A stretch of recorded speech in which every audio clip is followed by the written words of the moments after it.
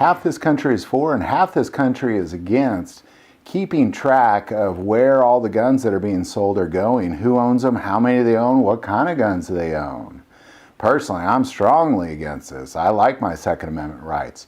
But what we're going to take a look at is how are gun records stored? Now I'm going to start off by saying that all ATF gun sales records of any kind are kept in two different forms. Most of them are kept in a paper form.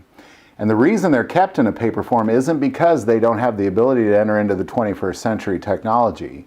It's strictly because, according to the ATF appropriation bill, the ATF is legally prohibited from keeping electronic records. According to the ATF appropriation bill, it states that no fund shall be available for salaries or administrative expenses in connection with consolidating or centralizing within the Department of Justice the records or any portion thereof of acquisition and disposition of firearms maintained by federal firearm licenses. And this was adopted in 2012. Now, this was put in place by efforts from the National Rifle Association, who didn't want any government entity to have a national registration, which of course infringed on a person's Second Amendment rights.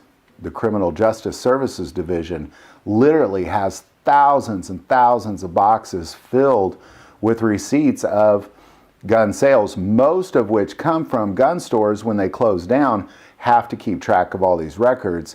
And the ATF will, of course, apprehend all these records and they keep them.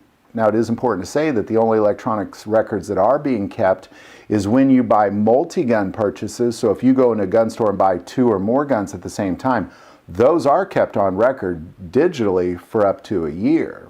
Recently, the NSA did an investigation on the ATF and found that they were keeping these records for a longer extended period of time.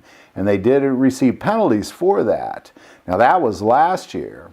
So for the most part, as long as the ATF is obeying the rules, they cannot keep any records other than paper records. And these digital records on multi-gun purchases do have to be deleted after 1 year. As for me, when I go buy more than one gun, I just do multiple background checks. If I'm buying 2 guns, I'll do a background check. 40 minutes later, I'll just do another one. And that's my recommendation on how you make multi-gun purchases. But other than that, again, as long as we can trust the ATF, they are not keeping records. But as we just found out, they certainly are breaking those rules.